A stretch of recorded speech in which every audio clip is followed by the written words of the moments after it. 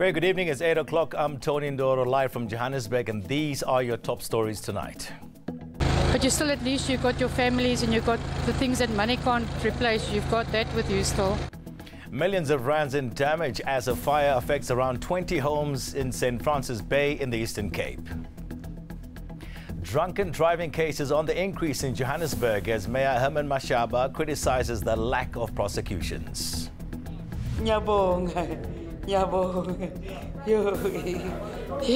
Despite delays, appreciation and excitement as the Department of Human Settlement hands over 69 houses to military veterans in Johannesburg.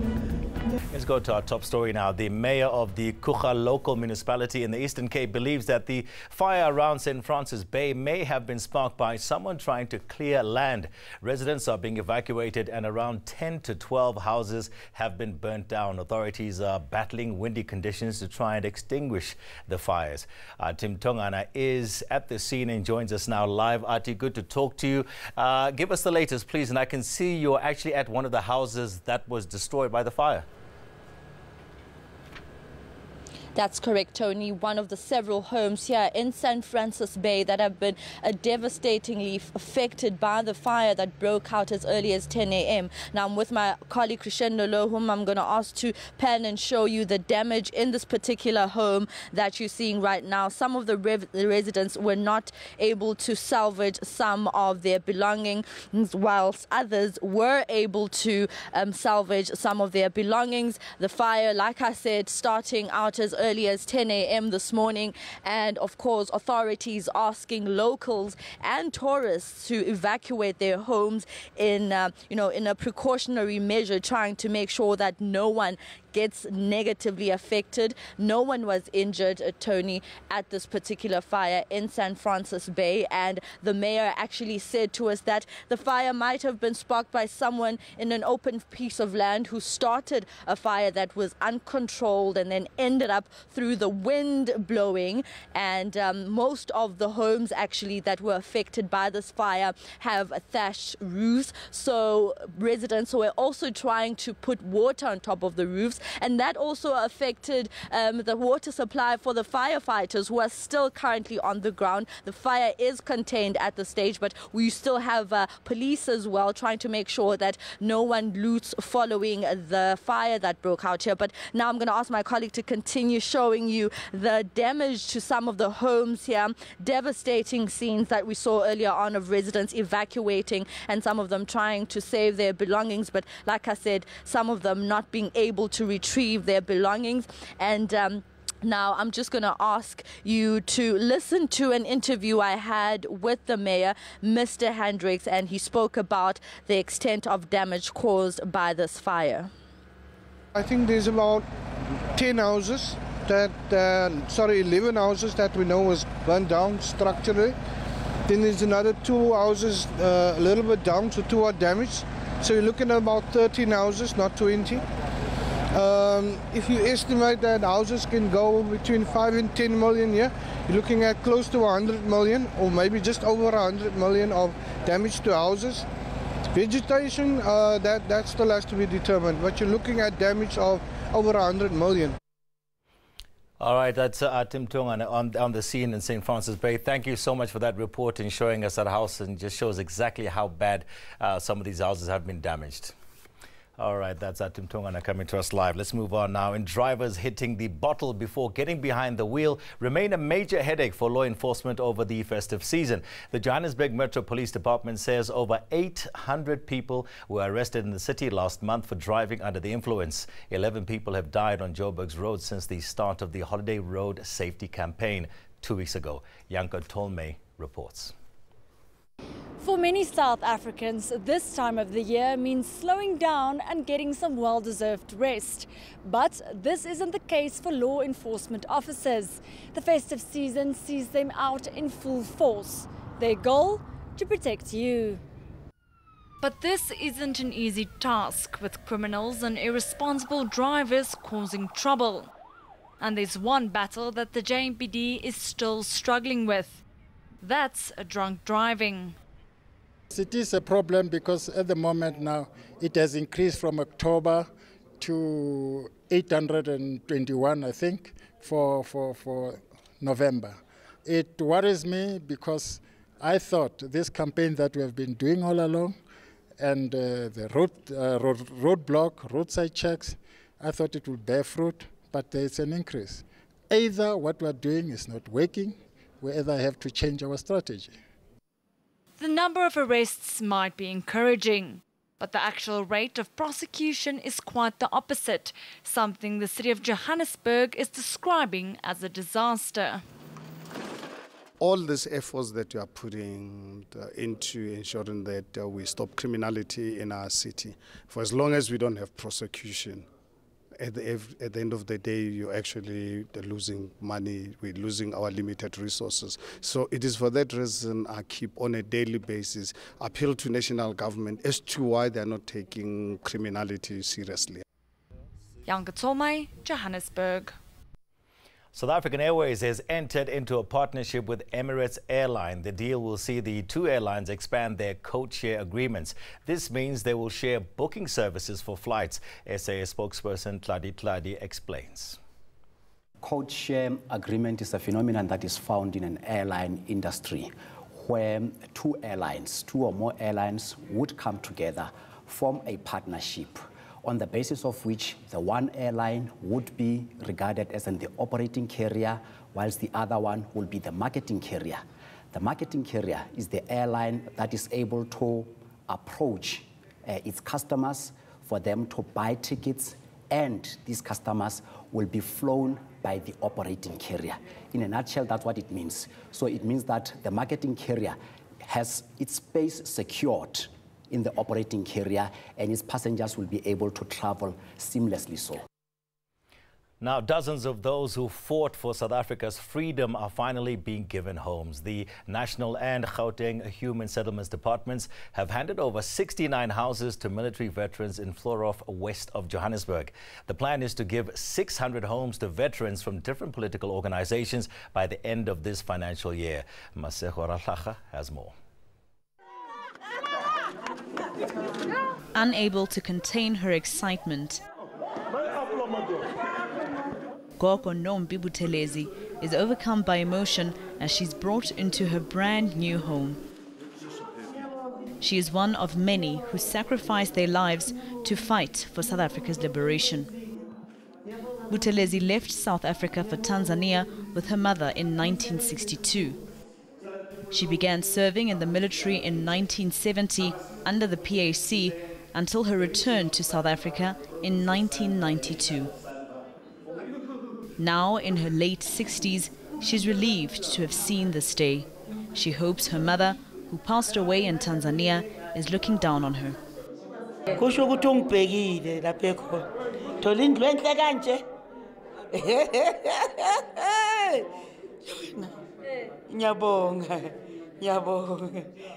The Defence and Military Veterans Department admits government still isn't doing enough to show gratitude to those like Gogo Nombi Buthelezi.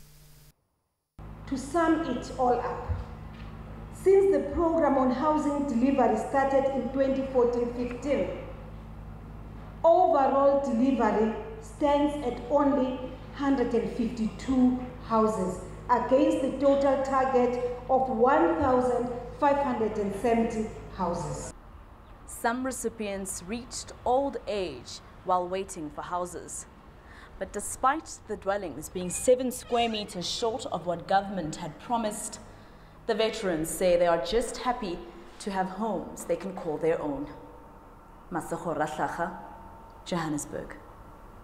Despite having over 60 vacancies in various departments, the Tembisa Hospital says it is ready for the festive season rush. The East Rand Hospital is serving a population of about 2.4 million people. Healthcare facilities usually see an uptick of patients during the holidays. Tsekhacho Moachi has more. Busier and busier. This is one of the Gauteng hospitals that experience an influx of people during the festive season, and resources are stretched. According to our own figures, we have got 67 vacancies, which we are currently filling. But the 400 and something posts, those are the posts that we will want to have. to be able to effectively actually function. Mokhaladi is confident plans are in place to deal with the large number of patients expected.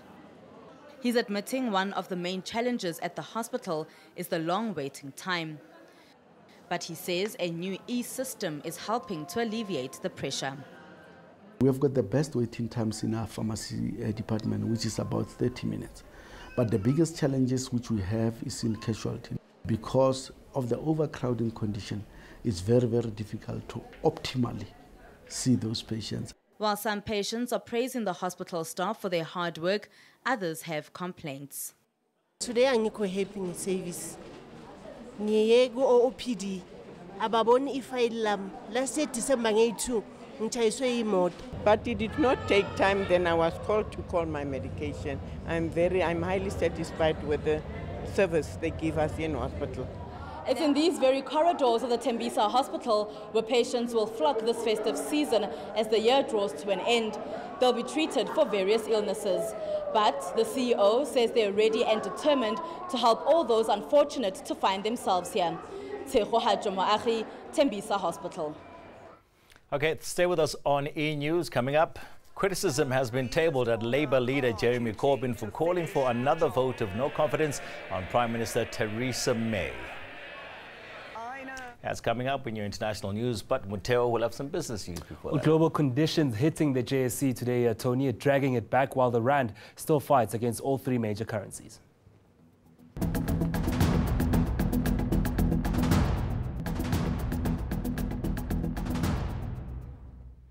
Welcome back. Muteo Khwaribe joins me now with some business news. Now, the economic gender gap is still prevalent worldwide. Definitely, the World Economic Forum actually coming up with a gender index that actually measures, how wide the gap is between men and women across the globe. And they're saying it's going to take about 108 years to close that particular gap in society. So women in politics, women at work. But when it comes to them being at work and actually getting paid the same, it's going to take more than 200 years. And a lot of countries also stalling in this regard in North Africa and also the Middle East, where, of course, women are at the bottom of society in that particular region. But in the sub-Saharan African region, we've seen a lot of improvements, but still, in terms of payment, women still get paid less, and also they're not getting economic opportunities, which is why this particular gap continues to widen, particularly in Africa. When you look at some African economies, Rwanda's 6th in the world out of 149 countries. They're bettering their situation. Their economy is, really widening, and also including women as part of it. But in South Africa, we're doing well in terms of health for women. We're actually the first in the world out of 149 countries. But the problem is with economic opportunities, where at the JSE as well, you're not seeing enough representation of women seating at CEO or chairperson level. So something that still needs to be fixed. And we're actually saying it's actually a policy and regulation situation that countries need to look at. Okay. All right. Sally, I think we'll have that conversation for a long, long time. How are the markets today? Well, the markets were supposed to be stronger, but because we're expecting a Fed decision on U.S. interest rates, it's still weakening and should weaken across the week. The all-share down more than 0.5%. Industrials also dragging back because of those global factors, while financials were even worse, down 1.5%. Mining shares were trading much better today. Gold up 2%, platinum up 1.5%, with resources also in a better territory. Commodity prices also showing this. Gold at $1,249 an ounce, and platinum just off marginally, with Brent crude keeping low at more than 2.5% at $57.23 a barrel. Well, the rand still fighting above its weight, still punching above its weight there at 14.31 against the dollar, at 16.26 against the euro, and also quite flat against the pound at 18 rand 9 cents. All right, Mateo, thank you so much for that update. Appreciate it. Good one. Right, let's go overseas now. And the UK's opposition leader, Jeremy Corbyn, has tabled a motion of no confidence against British Prime Minister Theresa May. The motion was sparked by May's delay of the much-anticipated Brexit deal vote until early next year. Last week, May survived a similar vote brought by our own Conservative Party. Our UK correspondent, Natalie Powell, brings us more. A lot of people are suggesting that it is simply symbolic. This is the leader of the opposition tabling a motion of no confidence against Theresa May, but not against her government. So it really is him trying to suggest that he has no faith in her, has no faith in her party, but whether it can do anything to remove her, well, no, it can't really. In order to do that, he would need to table a vote of no confidence against the government itself, and even then would need the majority of Parliament to approve that. He hasn't done that yet, and in fact has been quite widely criticised for having not done that because of what many politicians are calling quite a shambolic situation in Parliament at the moment. Please stay with us. Louis standing by. He's going to bring us the weather, see what's going to be happening this week weather-wise. And then a small village in the Arctic Circle has people frantically writing to Santa Claus to get their requests in before Christmas.